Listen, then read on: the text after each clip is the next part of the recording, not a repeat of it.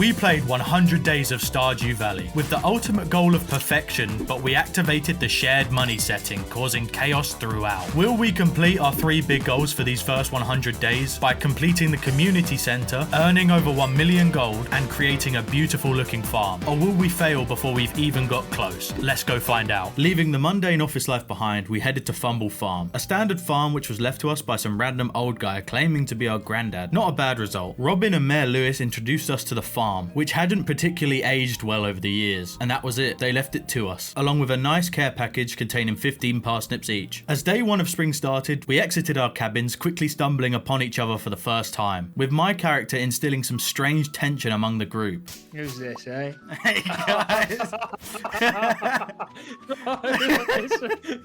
Someone's coming.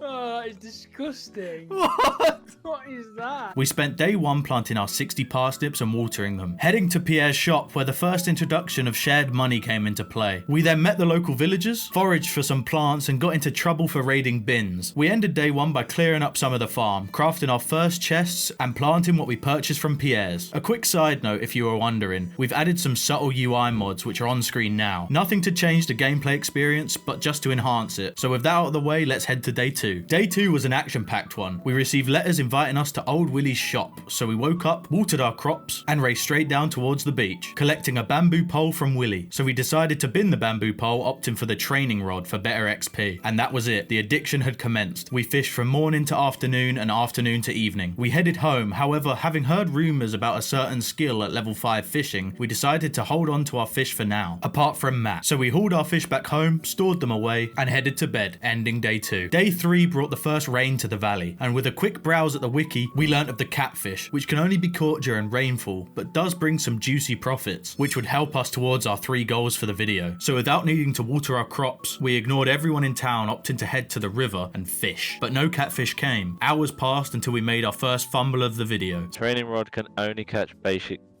fish. Yeah, anyone got their bamboo pole still? Difficulty lower than 50. So I don't think we can catch it. So yeah, we can't catch them with the training rod, but we still hauled home a huge number of chub, shads and breams, and also Joe randomly found this. You coming back, Matt? Are you still Ancient sleeping? seed. Fuck off. Yeah. No way. I got an ancient seed from a chest. Which is ridiculous luck on just day 3. We brought everything we fished up back, and a couple of us were rapidly approaching level 5 fishing, Kieran being the closest. So we headed to bed knowing that we were closing in on our first big payday. Now we woke up on day 4 and took care of the usual business, watering our parsnips, which had 1 day left to go, and our potatoes. Did some cleaning around the farm and decided today would be spent fishing in the final spot we hadn't visited, the mountain lake, where we found a boulder blocking our path. So we got to work fishing in a separate area close by. Joe and Matt, however, took a trip to the museum, meeting Gunther and trading in the ancient seed for an ancient seed we could actually plant. So a decent trade. We then went back to the farm and planted them, which caused a little argument. You chopped up my acorn. Why did you plant it there?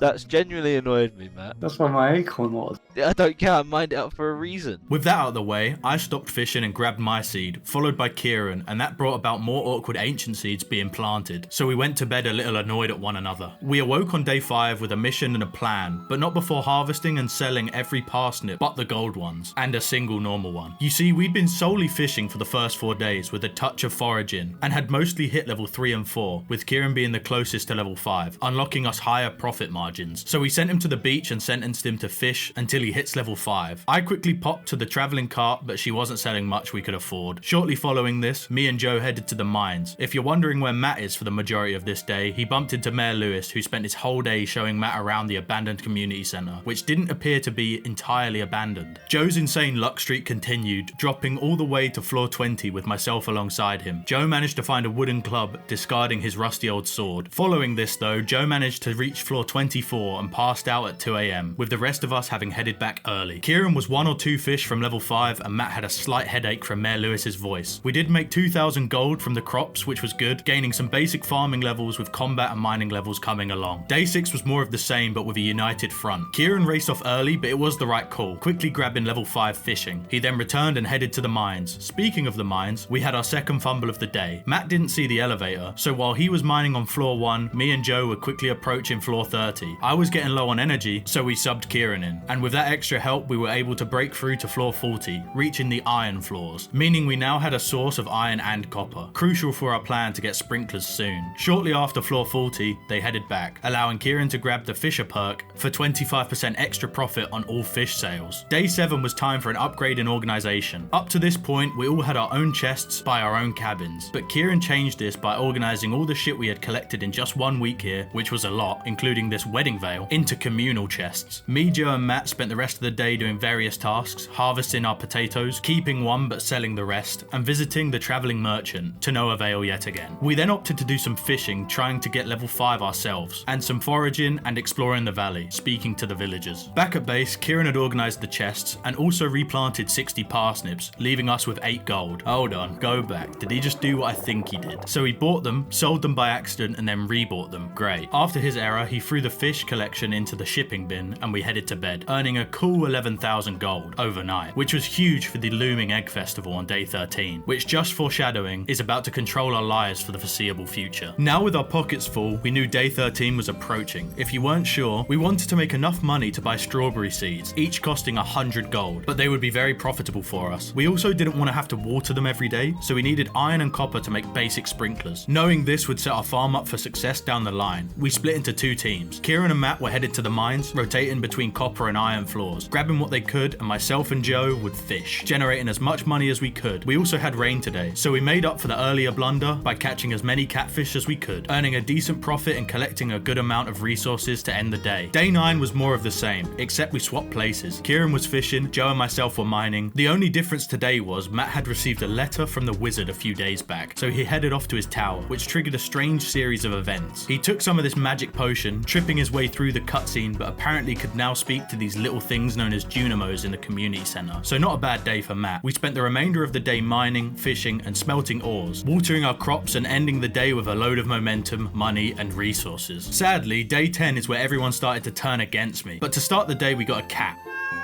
which was promptly named Gnarp Gnarp by Matt. Now, I mentioned people turning against me. Kieran kept fishing away and Joe kept busy in the mines, and Matt was also being productive, heading off to the community centre, discovering the bundles were now accessible. So he filled out and completed the spring foraging bundle, getting some spring seeds as a reward, which he planted and watered, then spent the evening fishing. I was just going to say nothing about this day, but apparently I have to talk about my day. I did start well, mining till around 2 PM until I got bored, where I then just watched Matt do his chores. Then I manually put my items into chests one by one instead of auto-organising them, and that was my day done around 8 PM, where I just laid in bed for 6 hours before the others joined me. Anyway, day 11 was the second parsnip harvest, where we all got to level 2 or as close as we could, unlocking the basic sprinkler recipe. Kieran spent his day smelting and organising the layout for the sprinklers, using stone paths to set it up. I again mined till 1, clocked out and slept the rest of the day off. Joe kept mining, ploughing forward, and Matt did another community centre run, adding items but completing no bundles. He then grabbed all these spring crops from Pierre and planted them back on the farm before clearing a path to the bottom farm entrance. This brought the end to day 11, with around 15,000 gold to our names and around 30 iron and copper bars which were ready to be used for sprinklers. It was looking good. Day 12 was the final day for any mineral or money gathering. Kieran spent it smelting and constructing the sprinklers, filling out what he could, removing any stone paths, giving us the final layout. Me and Matt watered our crops and then took off to the museum, donating what we had gathered, including some gems and some artifacts, granting us some seeds and a chicken statue as a reward. Matt then spoke to a lot of people around the valley, which he was doing more than the rest of us. He then foraged, cleared the farm and planted his seeds, watering everything along the way. Me and Joe then spent our afternoon fishing for some last-ditch money, and that brought an end to this mini project. We managed to get a lot of sprinklers in the ground and a lot of money, which was a good sign. Now, with all the preparation done, the big day was upon us, so we had a little performance meeting. We're here to discuss my performance review.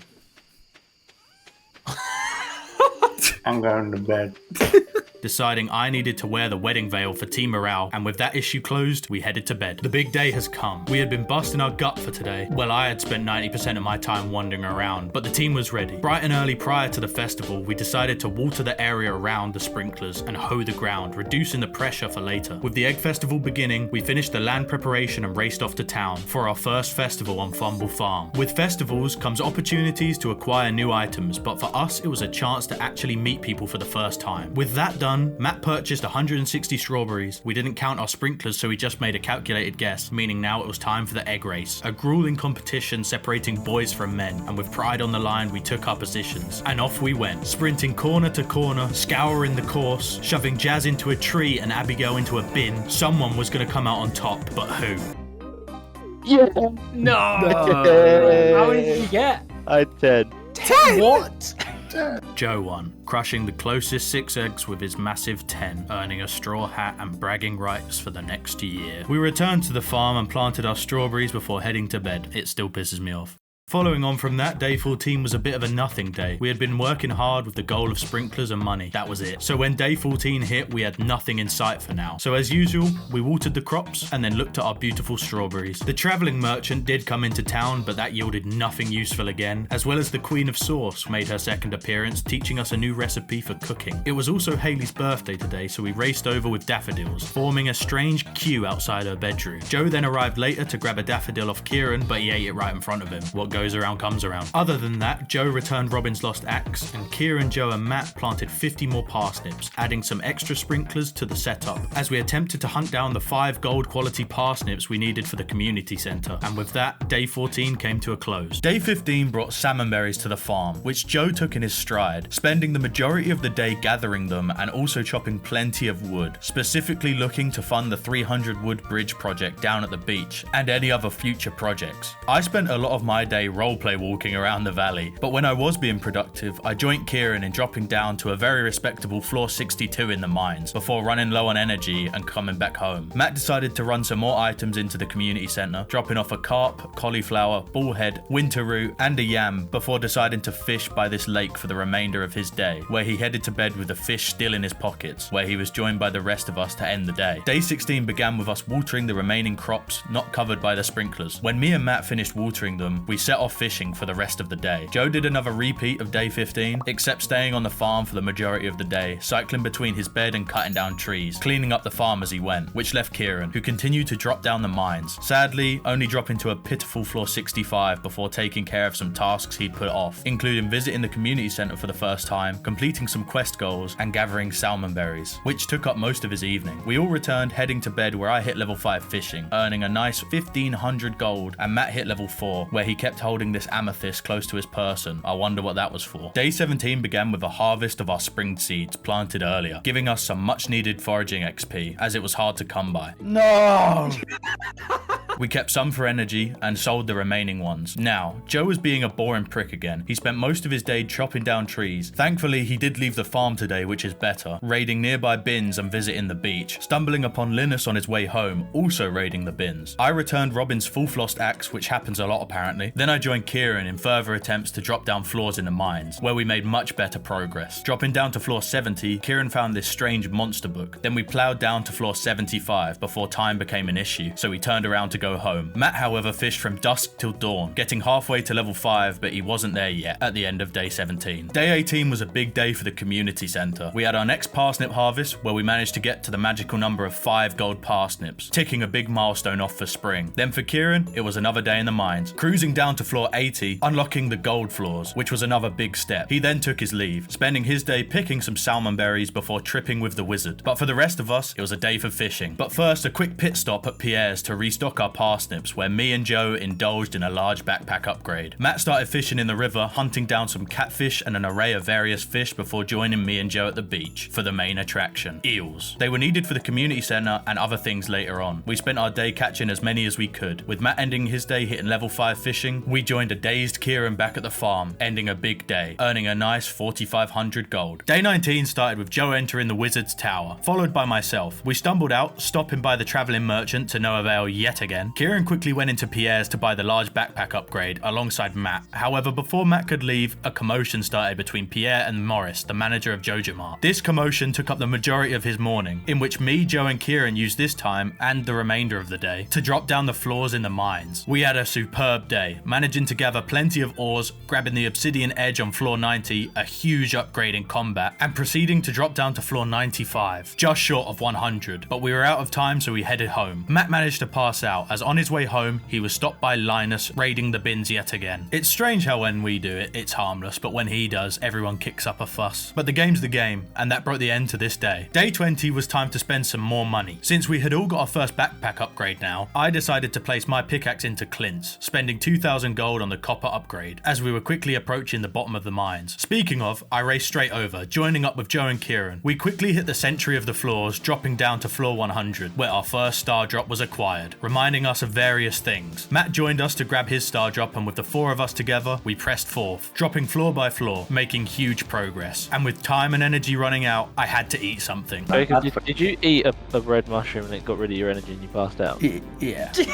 Yeah, I died to a mushroom. But they hit floor 120, reaching the bottom of the mines and getting our hands on the skeleton key, which unlocked a door we hadn't yet come across. So we'll come back to that later. We had to race home, barely reaching our beds before 2 AM, ending day 20. Day 21 was our first strawberry harvest, a huge day indeed. Now, to keep it fair, we opted to each go in one corner of the crop layout, counting down and then gathering. We had no need to keep any, so sold them all for a juicy profit. But just as important was the morning showing of the Queen of Sauce, so we watched that, learning a new recipe before heading out. Joe then jetted down to the travelling merchant, nothing again. He grabbed his tools, taking his anger out by farming copper for the rest of the day. Kieran headed to the community centre as we were gathering a lot of items for it. He donated a purple mushroom, crystal fruit, spice berry and a wild plum, along with our old potato, followed by a shad, eel and the 5 gold quality parsnips. Then I dropped him off some more stuff, where he added the green bean, completing the spring crops bundle, unlocking the boiler room bundles, donating the 3 metal bars, finishing the blacksmith bundle, unlocking the bulletin bundles, where he finished by adding the purple mushroom to the new bulletin board bundle. I've never said bundles so much in my life. He then headed home with an idea. At the same time, I visited Gunther to donate a blue dwarf scroll, diamond and a rusty cog. If you're wondering, Matt fished his day away, earning some more money. Kieran returned to the community centre in the evening, where he finished the adventurers bundle and the geologists bundle, finishing off the boiler room. And with the first room down, I'm really starting to hate the word bundle. But we ended the day earning a nice 24,000 gold, and the Junimos fixed the broken minecart system during the night. With our pockets strapped full of gold, we wasted no time flying over to Clint's after taking care of some farm chores, where I picked up my copper pickaxe and put my axe in for upgrading. I put the copper pickaxe in a chest back at the farm, and Matt took it back to Clint's and started upgrading it to steel. Joe popped into Gunther's, donating a frozen tear and a prehistoric skull, deciding to grab the rewards whilst there. He was then off to the community centre to study what we still needed to get in spring, before donating an apricot to help things along. At the same time, Kieran was up at Robin's commissioning our first building, the coop, to begin animal farming, which is exciting. He then headed to Pierre's to replace the parsnips we'd harvested this morning, and also put his pickaxe in for a copper upgrade at Clint's. The busy day of spending was finished off with some much needed relaxation, so we fished until bedtime. Day 23 brought our second fumble in regards to fishing. You see, Stardew Valley contains 5 legendary fish, 4 being specific to a season and 1 in a future place that we haven't unlocked just yet. The legend is the springfish, caught only in rain in this spot, so with the rain crashing down, we all headed there, fishing up nothing but carps and chubs, until we got fooled again. Have you guys had an encounter with it? None of us were even high enough fishing level to attempt catching the legend. After we realised this, we went back to our prior fumble, fishing the day away, catching catfish and anything else we could. Let's just move on quickly, yeah?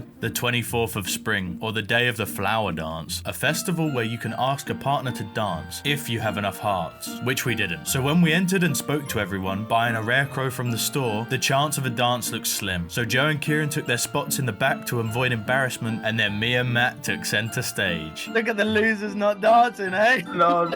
Lol. Joe and Kieran vowed never to be alone at the dance again and sulked home to end day 24. After that beautiful day, we realised that spring was quickly drawing to a close. With only 4 days left, we had reached the quarter mark of this 100 days video. So we had our final strawberry harvest, meaning one last cash injection to set us up for summer. We then went off to Clint's to collect the copper pickaxe, the copper axe and the steel pickaxe. Kieran promptly grabbed the steel one and headed to the mines to grind all the ores that he could find. I quickly stopped at Gunther's, donating a nautilus fossil, a skeletal tail and a prehistoric tool. Back on the farm, Joe was busy working on a tree farm with an assortment of trees that we could put tappers on for the future endeavours. I decided to put my axe to work, destroying the large tree trunks around the farm, and Matt was busy planting and destroying an assortment of trees on the farm. This is where most of the day was spent. Kieran returned with a bag full of loot, and we made some solid progress on a tree farm and planting extra seeds around the place. On day 26, I raced straight over to the travelling merchant, and finally, we got fuck all. A big tone setter for the day though. It was Pierre's birthday, so we did the usual thing and did nothing about this. But I did buy an apple tree sapling from him, so he made some good money at least. Back at the farm, Robin had finished constructing our coop, so Matt purchased 4 chickens, naming them Ganapus, Titcho, Pongle and Dongle. So they joined us at the farm, which was a nice addition. Pongle.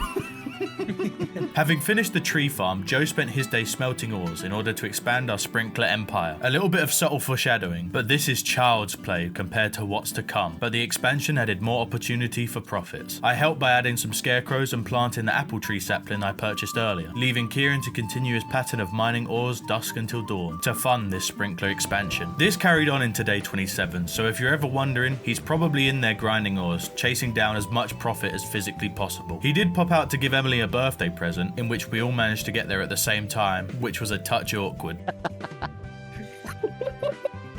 Even more awkward was the position he found me and Joe in upon entering. Oh, family. Trying to Jacob's eyes look like that, brother. That is disgusting. Matt then joined Willie and fished to his heart's content, whereas Joe continued his great smelting mission, creating even more sprinklers for summer, and that left me. I fished slightly away from Willie and Matt. There was some strange tension while fishing for some reason, which caused them to move away, and that's how things went. Fishing, mining, smelting, late into the night to end day 27, and move on to the final day of spring. The final day of spring was upon us. A chance for Kieran to get some last minute ore collecting done and the rest of us to fish and get some last minute gold. Whilst we did this, we made a plan. For the first day of summer, we opted to get one of every community centre crop, accompanied by 40 melons for the gold quality crops bundle, and then fill the 300 plus spots remaining up with blueberries, our summer crop of choice. Matt also took some wood and stone up to Robin's to get ourselves a nice barn commissioned, as we had just enough money spare to do it, so we might as well. So with the fishing done for the day and the sprinkler empire ready to go, we had a big day ahead of us tomorrow, so we got an early night to prepare properly.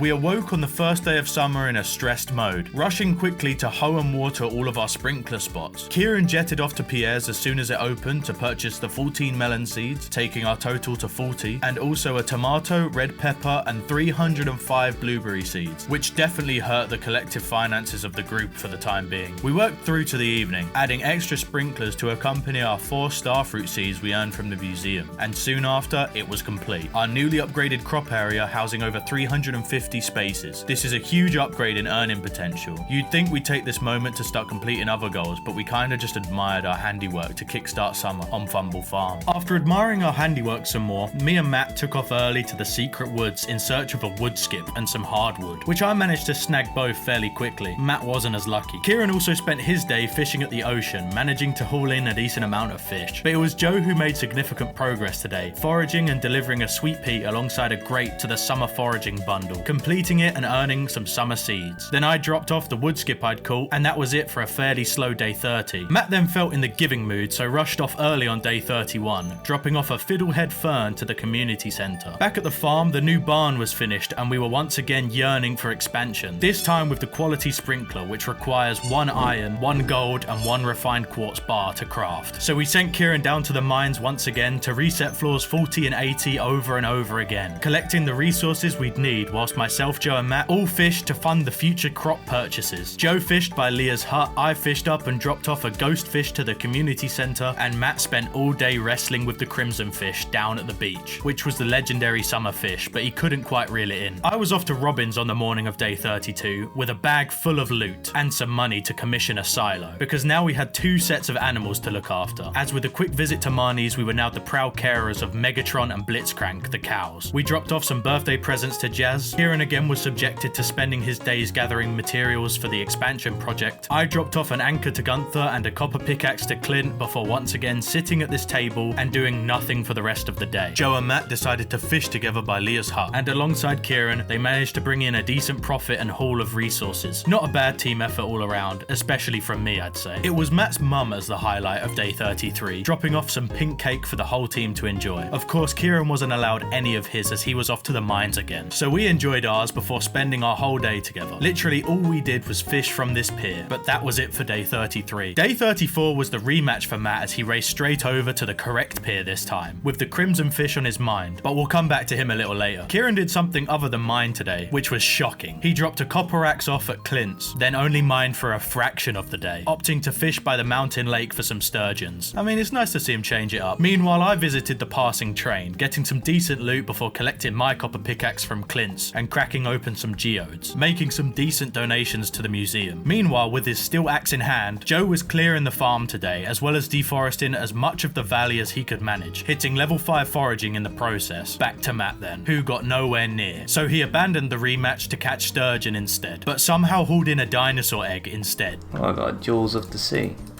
And a dinosaur.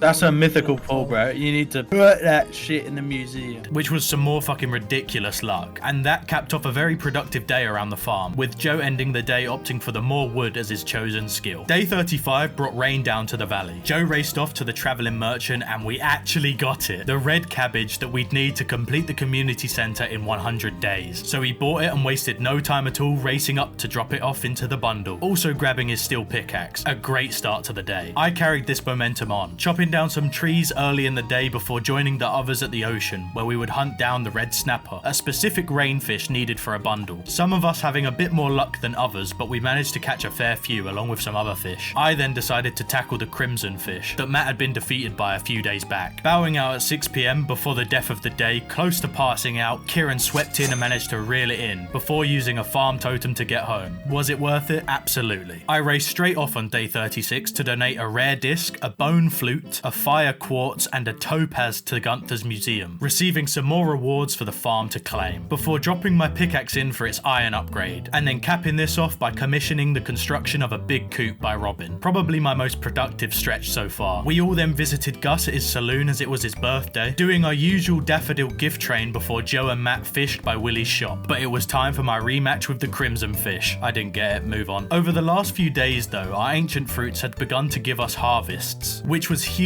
news for our future money-making endeavours. Kieran, as you probably guessed, wandered for a bit before heading back to the mines, bringing an end to day 36. On day 37, it was Matt's turn to venture into the mines, where he went to the gold floors to farm for some resources. Joe headed over to the secret woods to speak to this crow and to farm the hardwood for foraging XP, before he commenced another deforestation for the ages, scurrying all around the valley, taking plenty of trees with him alongside dropping a blackberry off at the community centre. Kieran was in the mines with Matt until the afternoon, where he headed to Leah's house, deciding to fish for the rest of his afternoon. So with all three of the guys farming their respective resources, it left me to arrive for the trilogy, the rematch for the ages. The time is now. I didn't get it, just end the day. Day 38 brought the completion of the big coop upgrade from Robin, which came with a brand new incubator for us to hatch eggs in the future. We headed off to form some strange queue outside Maru's house as it was her birthday, but she wouldn't come out, I don't know why. And then it hit us, all of a sudden, tomorrow was the Stardew Valley Luau, which was a festival centered around a soup that if you place the right ingredient in, can boost your friendship with everyone. But we didn't have any of the best items. But a gold sturgeon would do it, so we fished from morning till evening, catching about 6 silver ones but no gold. So we tried our luck in the mines hunting a lava eel, but again came up short, returning home defeated going into the luau. Day 39, as I mentioned, was the day of the luau. Kieran frantically tried to fish up a lava eel, but it wasn't going to happen, so once the festival began at the beach, we grabbed the second best items and took off, arriving and speaking to everyone around the beach, greeting as many people as we could, before we added our items and waited patiently for the result from the governor, who deemed it a pleasant suit, so not the worst result. We left late into the night, ending the day of the luau. With that day behind us, Matt kickstarted the day by tending to the animals before heading to the mines for a day of grinding ores and materials on the iron floors, as he was quickly joined by Kieran, who decided to take care of the gold floors. Joe headed to the travelling cart and we were rewarded yet again, purchasing a rare seed for a future project. I was off to Clint's this morning to collect my new steel pickaxe, deciding to spend an hour in the mines testing it out before I gathered up more materials from storage and dropped some more money into a big barn upgrade from Robin, unlocking more animals for us to bring in. Then it was smelting time for me. I was processing the ores that Kieran and Matt had been bringing in, and with Joe spending his day doing random chores around the farm, that brought a close to the 40th day. Day 41 brought the completion of our melons, so we harvested them and kept a few but sold the rest, sending Matt to Pierre's to restock and replant them. Joe harvested them, collecting the one we needed needed for the community center, and 4 out of the 5 gold ones that we also needed for another bundle. So he decided to donate some stuff today. A red mushroom to the dye bundle, and then a sturgeon completing the lakefish bundle, alongside a cherry, cloth, an apple, and a tomato, melon, and a hot pepper, giving us some great progress. Kieran once again jumped into the mines to carry on the resource gathering, and that's how the day went. More mining, more smelting, more fishing, and overall more progress. Day 42 was blueberry harvest day, the first one of summer. So we all watched the Queen of Sauce and then took our spaces at each corner of the sprinkler system, and we got to work, harvesting an absolute shed load, including some star fruit we'd got from Gunther, and opting to keep 1 blueberry for the community center and then just sell off all the remaining ones, leveling up our farming along the way. Joe then ran the blueberry in and completed the summer crops bundle, another milestone down. Speaking of milestones, with his level reaching 6 in farming, he could now craft quality sprinklers, so took as much metal bars as he could while smelting more and started the expansion, adding an initial 30 sprinklers, increasing our crop capacity to 240. Not a bad start, especially with Kieran and Matt in the mines gathering us more resources. I took my day to utilize the new barn upgrade, purchasing the GOAT Stephen Bunting, appropriately named if you ask me. I also then purchased a second rare seed from the travelling merchant and then helped Joe clear the farm for more sprinklers, leading to more money in the long run. Day 43 started with the usual, taking care of the animals, sorting inventories out, stuff like that. Then Kieran decided to plant some coffee beans today for some future speed boosts. However, it wasn't him to grace the mines today, that would be Matt, who went to farm more resources for the team. Joe was out fishing and smelting today, fishing in both the ocean and the lake, which left Kieran to complete a monumental goal for the team moving forward. He spent around 40,000 gold and completed the vault room in the community center, paying for all 4 bundles and collecting the rewards. Then coming back to the farm and placing a jade into the new crystallarium to duplicate over time. And if you're wondering where I've been today, don't fucking ask. I failed again, okay? I'll get him one day. Matt also got to level 5 mining and chose the miner perk, so not all bad in the end. And this happened overnight too. Demonic magic.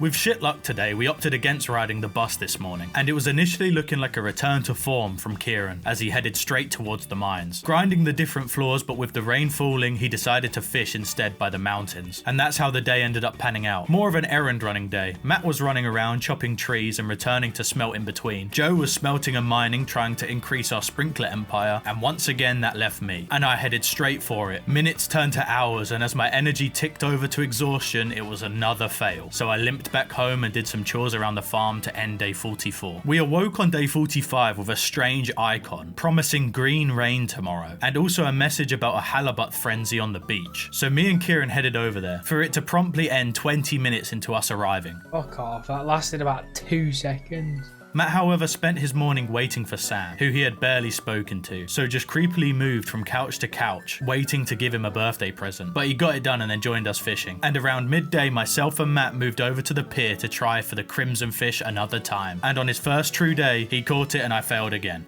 Kill yourself. You gotta back your guys, man. Just when it's the happiest moment of my life. That's what I mean. Yes, to bring it all down. Utter heartbreak. Another failed attempt. Joe was fishing, if you were wondering, just being different and fishing elsewhere, the stupid prick. Day 46 was a very strange one. The sky was raining green and all of our blueberries and ancient fruit grew overnight. So we started the morning by picking and shipping all of them. So a nice little bonus payday. Alongside the crops growing, green trees were popping up all over Pelican Town. So myself, Matt and Kieran decided to take advantage of this and spend our days chopping down the trees to get a large amount of wood for future building projects, and to maybe make this factory of a farm look nice one day. But not today, as Joe spent his day running over to the community centre to take shelter. But whilst there, he also donated cheese to complete the artisan bundle. He also donated oak resin and pine tar, completing the exotic foraging bundle as well. Although for some reason, he didn't want to donate that 10 hay just sat in his inventory, but oh well. What a strange day on Fumble Farm this one was. Day 47 was the first bit of decent luck we'd had in a long time. So now is the time to strike, and we headed straight to the desert. Joe went and greeted Pam to make her go faster, and once she arrived, we paid her and jumped in the bus for the first time. If you're expecting expert Skull Cavern players, look away now. I thought I'd be brave and enter first, as Kieran was setting up a tree farm. Matt was taking it all in, and Joe was foraging. It was down to me to set the tone. Fuck off. How quick was that? That must be a speedrun or something. Yeah, so a floor 1 death was not what I predicted. So it was down to the other 3 to bring this one home. And without Kieran, Matt and Joe managed to get down to floor 11 before way too many slimes put Joe down, ending his run. Jesus Christ. I died. leaving Matt to struggle down to floor 14 before an infestation also ended him. No.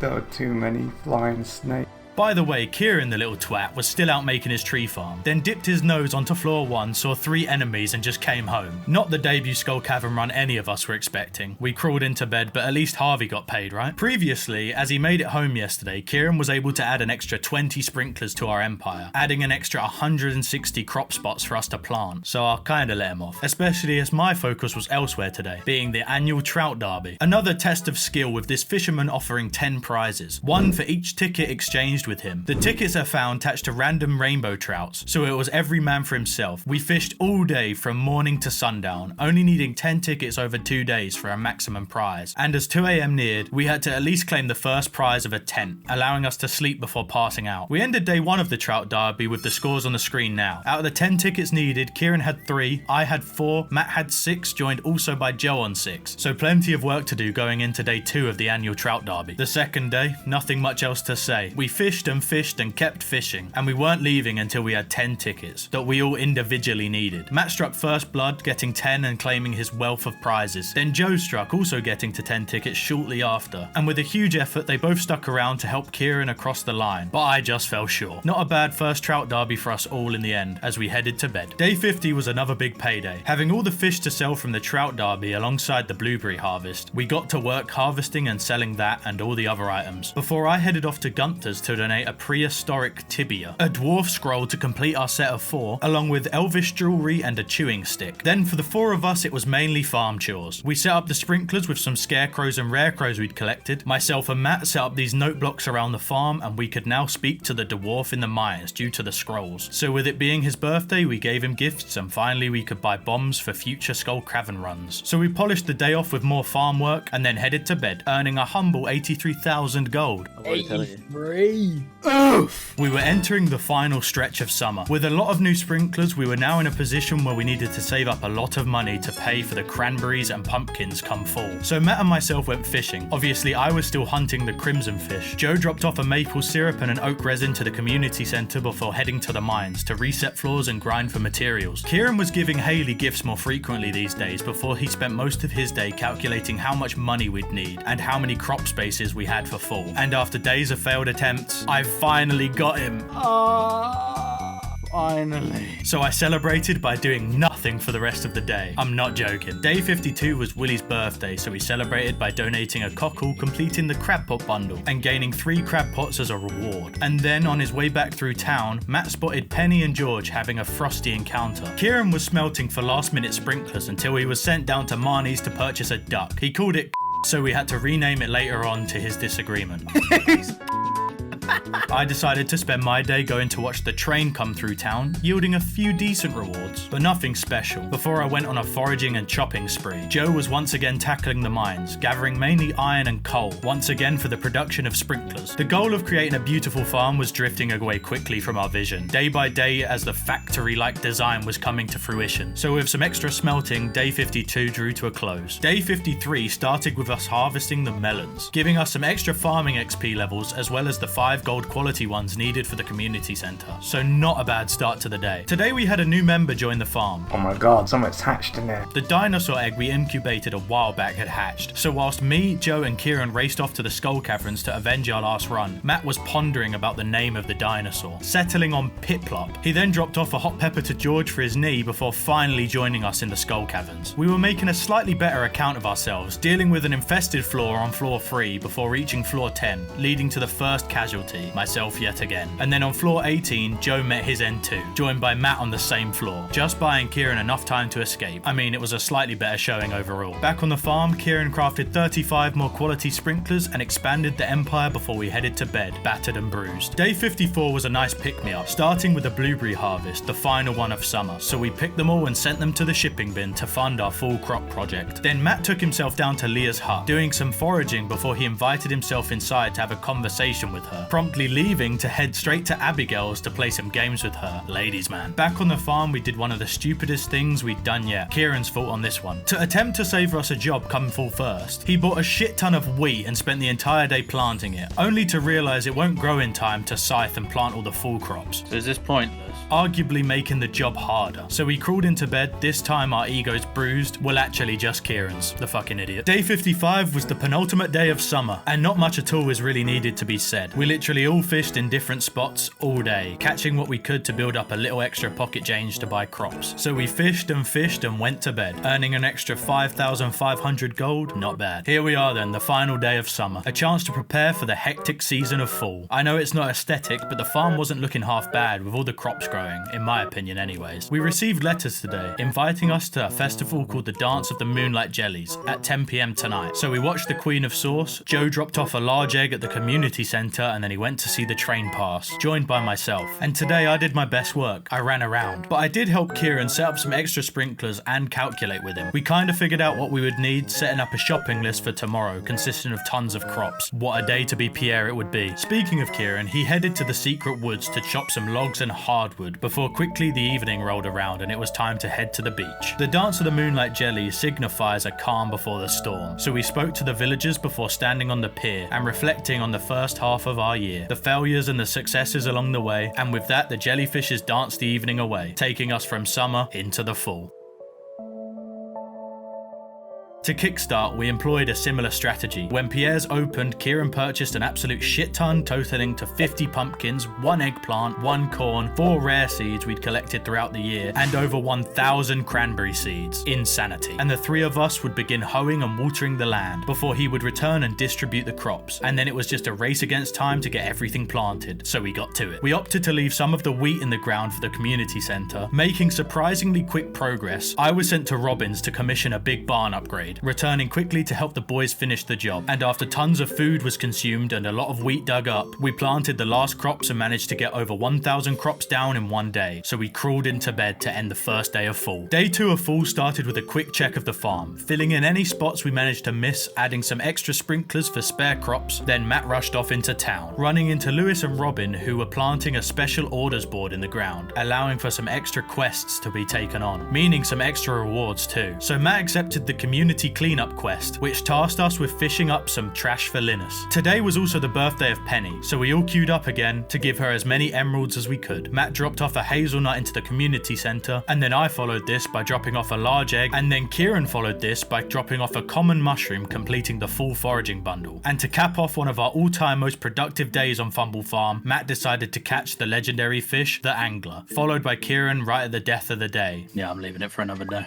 Yeah, we'll leave it one. No, I didn't get it, just move on. Day 59 started slow, but after a lazy start, Matt headed off to the community centre to see what else we needed / could get done in full. Kieran kicked off his morning attempting to fish any new fish to add to his collection. He was followed by Joe doing a similar thing. I was also fishing today, and I managed to finally grab the legendary anglerfish. Hold on, I'm bamboo poling this fucker.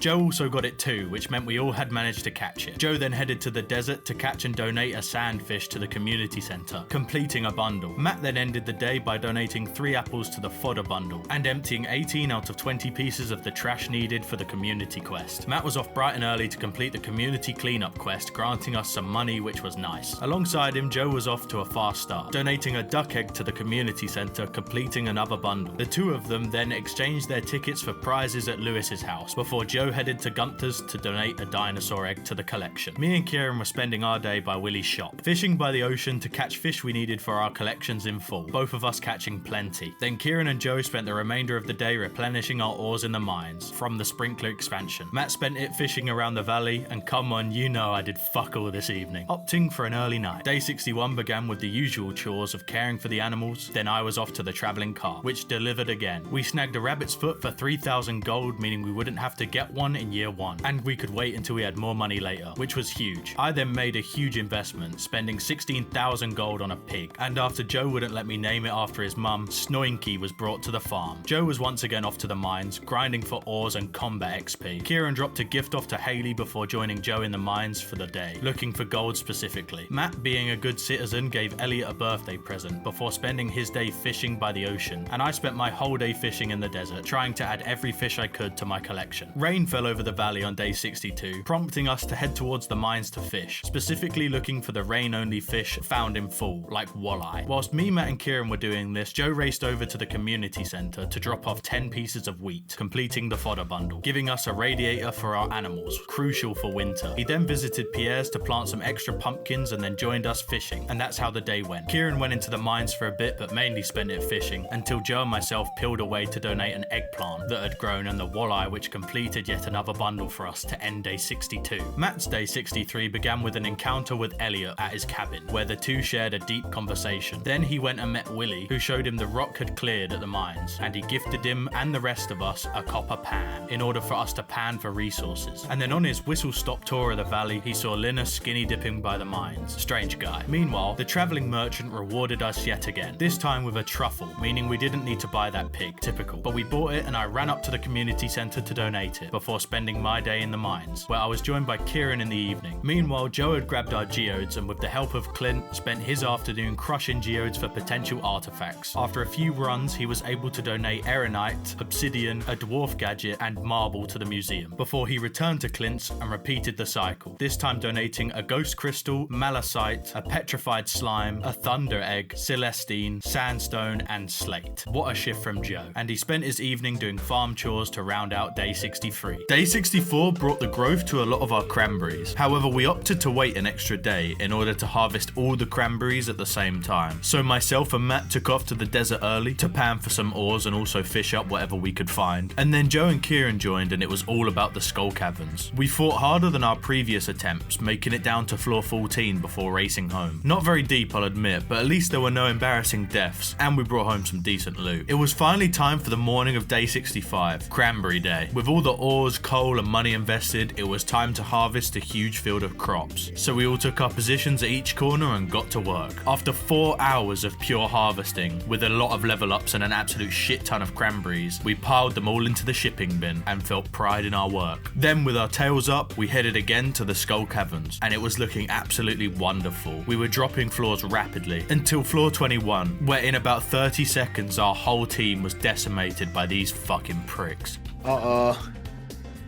There's a mummy. Bro got spawned. Oh Cam. my There god, goes that's another fierce. one. I'm down as well. Not the end of the day we were hoping for after that promising start, but we did earn a humble 190,000 gold from our cranberry harvest, so there's been a worse day I suppose. Thankfully on day 66, the Queen of Sauce was able to calm us back down, before I jetted off to Gunther's to donate a prehistoric rib. Kieran was also on the move to Clint's, dropping his steel pickaxe in for its gold upgrade, which I also did shortly afterwards, followed by Matt too. Matt grabbed all of our construction ingredients before setting off to Robin's. However, before he could order something, he was caught in the middle of something, but he got out of it, deciding to upgrade his main house, which would unlock the kitchen for us to begin the absolute monster cooking collection. Kieran then spent his day picking blackberries, whilst me and Matt did a combination of fishing and disturbing Linus in his tent, before finding and reading the Bait and Bubbles book for some fishing XP, to close out a rather slow day 66. Day 67 is time for some honesty. We've been growing ancient seeds since early on due to the lucky find way back on like day 4, and had accumulated a decent amount of fruit. So Kieran constructed a seed maker, and since I like to just watch other people play the game for hours at a time like you've seen, I watched him routinely enter the fruit for the 1 to 3 seeds it spits back out, until we both collected it at the same time by accident and noticed we both got the seeds. And it was like little kids getting their dream Christmas present. So we got Matt to join in and giggled when it worked with the 3 of us. 3, 2, 1, go. I got it. I got it as well. Oh my god. So then Joe also joined in and we processed the fruit, laughing and thinking we were geniuses. We ended up with a decent chunk of seeds, enough for the entire greenhouse to be filled when we eventually unlocked it. So I could have lied, but we spent the whole day doing this. If you want a reason, we gaslit ourselves into thinking it was a mechanic, as most of us have never built a seed maker before in this game. Other than that, we gave gifts to Jodie as it was her birthday, and did some routine chores around the farm to end this day. Day 68 brought the travelling merchant back into town, and surprisingly, she didn't have anything good for once. Poor from her, really. So we all opted to head to Pierre's once again, each dropping 10,000 gold on a bigger backpack. The cranberry money was beginning to be splashed. We were then off to Clint's, picking up our freshly upgraded gold pickaxes, while Kieran dropped off his axe for a steel upgrade before he went fishing, joined by Matt hunting for salmon, as Matt earlier had grabbed the aquatic overpopulation community quest from the board in town. I grabbed a bunch of geodes and headed to Clint's to crack them open for some artifacts and minerals, dropping down to Gunther's to donate the ancient drum, opal, esperite, star shards, geminite, pyrite, tiger's eye, flora petite, calcite, and finally the lemon stone. Jesus Christ, that was a long fucking list. So I took off to join the boys and fish for salmon. If you're wondering what Joe did today, he stood in his doorway for about 5 hours, and he complains at me, hypocrite. Joe returned to life on day 69, taking care of the animals before Pierre saw another influx of people, this time to bombard his daughter with amethysts. Matt's day had finally come, but he took care of this later, opting to fish for the remaining salmon, joined by myself and then Joe, which we cleaned up no problem. After later gifting her the gem, Matt had numerous encounters with Abigail that day, including graveyards and games, a strange mix. Meanwhile, Joe dropped Marnie off an amaranth and then carried on with me fishing the day away, where I would hit level 10, eventually choosing more money from fishing, leaving Kieran to spend his whole day cracking geodes and running any artifacts to Gunther's. I'm not listing every fucking item again, even though he wrote them all in the script, but I just know he donated stuff to the museum to end day 69. Day 70 brought a mega harvest to the farm, but first, an episode of the Queen of Sauce to keep us humble. Also, after Kieran's donation fest yesterday, Gunther popped by to drop off a rusty key for donating 60 items to his museum. That doesn't seem like a fair trade to me, but it's fine. All the cranberries were ready to go this time, and so were the pumpkins. So you know the drill by now. We took to our corners, counted down, and went to town, with Kieran this time getting over the line to hit level 10 farming, alongside Joe. We also smashed the 5 gold quality pumpkins we needed, so ended up selling a lot of our harvest, saving some for gifts down the line. Joe then ran up to the community centre to drop off a fried egg he made in Matt's new kitchen, before we all gathered around, inserted the rusty key and entered the sewer, where it was love at first sight, as Matt laid eyes on Krobus for the first time. As we were all excited by the income of money tomorrow, we impulse purchased star drops from him, and then one by one spent the rest of the day catching the legendary fish, the mutant carp. We then headed to bed and earned another 195,000 gold, opting to choose the artisan perk at level 10 farming. What a day this was. Jodie was on our doorsteps on day 71, asking us to bring a largemouth bass to her house for dinner, so we prepared for that but never went. Then I was straight off to the community centre to drop off some gold pumpkins and complete the quality crops bundle, also dropping off a pumpkin to the full crops bundle. Today though, I put my standing around to use. Whilst the other 3 tackled the skull caverns, I scoured the wiki, putting together our best 9 items for the Stardew Valley fair. Meanwhile in the mines, they did the usual. Dropped to around floor 15, this time 18, and immediately lost Kieran. Someone's got like 6 chasing them. Yeah, it's fucking me. I'm dead. This time though they pressed on, and earlier that day Joe had found 2 prismatic shards, which was insane luck. 2 prismatic, oh my god, 2 prismatic shards just then. So after the pair of Joe and Matt dropped to floor 22, they left the caverns and took their prismatic shards to this shrine area before this happened. Oh my god. What's happening to me?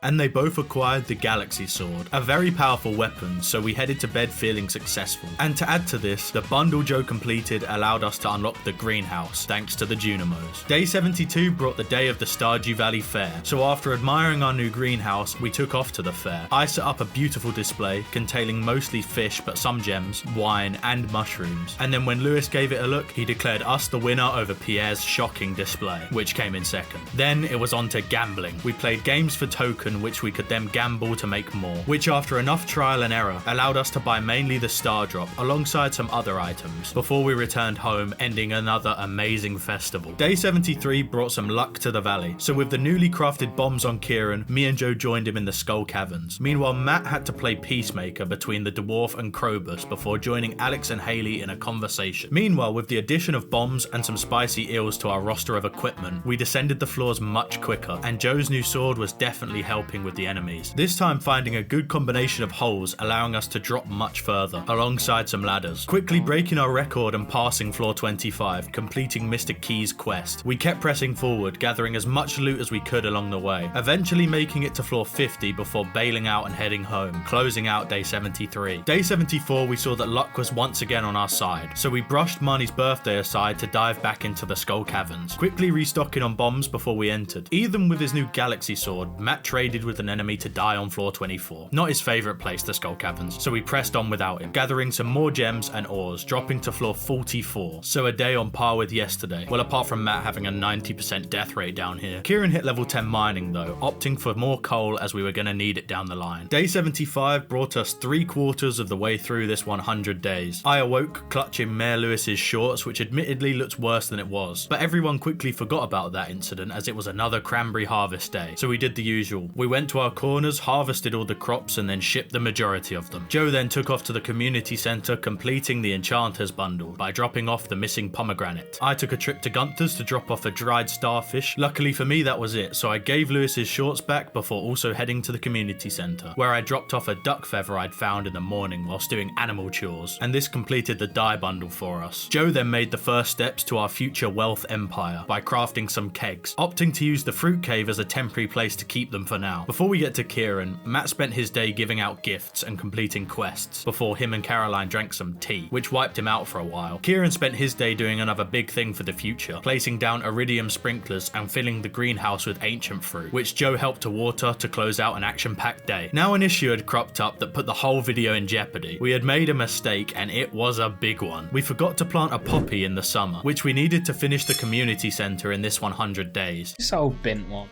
Oh, plant pot. Wait, Where? I knew it!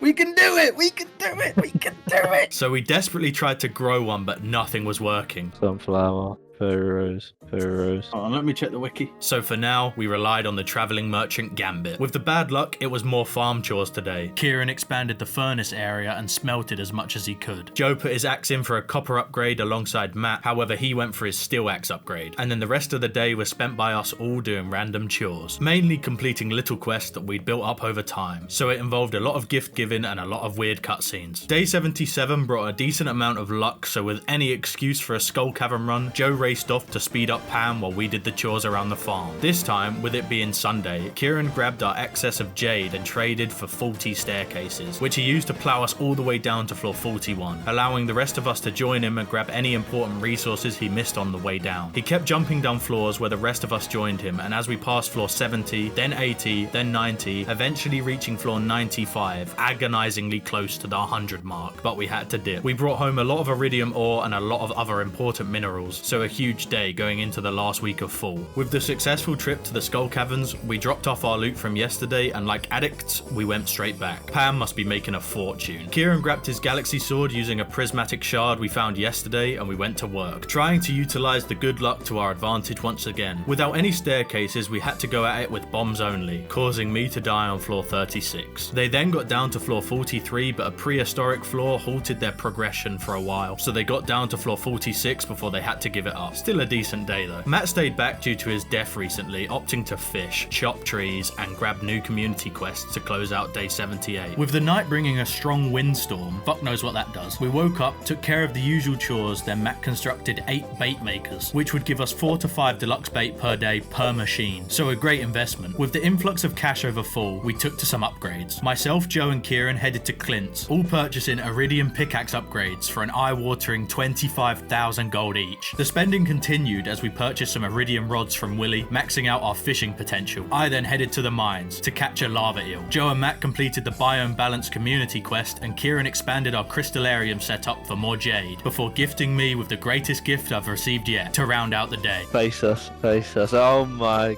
god, it is such an upgrade. Day 80 brought the final harvest of our cranberries for the full season, so we picked them all and opted to keep them. Kieran suggested holding them as we can build some preserve jars to produce jellies and supplement our income during winter, so we held over 1,500 cranberries. It was George's birthday, so some of us dropped him off a present. Knowing that we'd need max hearts with everyone was beginning to look like a colossal task. I had a classic day, fishing for a fish I caught yesterday before clocking out at 6. Then I hovered on the farm for a while and then headed to bed. Matt went on a woodcutting rampage to fund a project, that project being the preserve jars which Kieran set in motion, buying a shit ton of coal and some wood. Also, we commissioned a shed on the farm, as our storage was getting out of hand. He placed the preserve jars down and filled them, and then joined me in sleeping to end day 80. Day 81 was a big day. Our sweet gemberry we'd planted weeks ago already, so we took them to the secret woods, exchanging 1 berry for 4 star drops. Yay, my mind fills with thoughts of car. Not a bad exchange rate. Alongside Alongside this big upgrade, we grabbed our brand new iridium pickaxes, with Kieran opting to place a gold axe in for an upgrade. Matt decided he needed a training arc, so headed solo to the Skull Caverns and battled everything, dropping down to floor 17 before calling it a day. Back in Pelican Town, I searched my collection of fish and headed to the mines to try and catch a ghost fish, which I managed to get before returning for my well-earned rest. Kieran and Joe were also fishing in the mines, but they were hunting lava eels, to no avail, so everyone returned home, ending the day. Well, some of us made it to bed. It was the eve of Spirit's Eve, and as you've probably gathered by now, any signs of good luck only means one thing. Matt rather timidly stayed back, opting to chop trees, leaving the three of us to plow as deep as we could get into the Skull Caverns. We made it easily past floor 50, finding treasure floors along the way, where Matt plucked up the courage and caught up with the team. We extended our stay down to floor 60, picking up some great loot and a lot of iridium ore, before we waited as late as we possibly could before popping a farm totem and heading to bed. Day 83, or the day of Spirit's Eve, was upon us, but that wasn't until 10 PM, so we still got to work doing other things. Whilst waiting for the festival, I carried on work on my fishing collection, gathering the ice pip and the goby. Back on the farm, the first cranberry jelly round was finished, so Kieran sold and replenished that before helping to move items on the farm around, as Matt was tasked with leading the new storage room creation. He first moved some buildings around and then started work on the room. Joe spent his day following in my footsteps, fishing throughout the mines for what he needed for his collection, but before long, the clock ticked to 10 PM and the festival began. Feeling incredibly underdressed compared to everyone else, we spoke to everyone before absolutely destroying the maze, grabbing the golden pumpkin as a reward, which Joe sold immediately. Idiot. But we quickly left the party as we had winter to prepare for, with only one day left in fall. With the final day of fall, I opted to give myself a day off. I'd earned it, so I kinda just watched Matt do the storage room before completing some really small tasks. I don't want to exert myself too much, you know, but I always have enough energy for the Queen of Sauce, so I made sure to watch that. Kieran grabbed his gold axe from Clint's before heading to the desert to destroy and replant as many trees as he could manage, before returning home to smelt the evening away. Joe headed to Clint's too today, but to grab his axe and crack open as many geodes as he could, selling duplicate minerals and storing the new ones away as Gunther was shut when he finished. A tomorrow's job. And with Matt continuing to create the storage room under my watchful eye, day turned to night, and just like that, fall was over. We headed to bed and prepared ourselves for winter.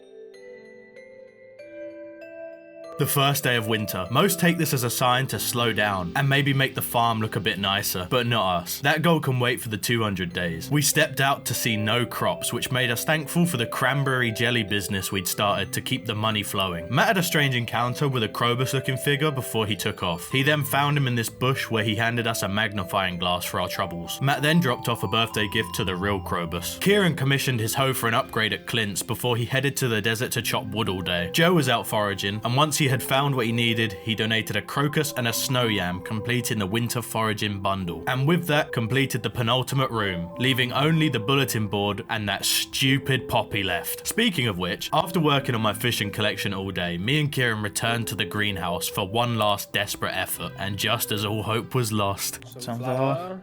Tulip. Sunflower.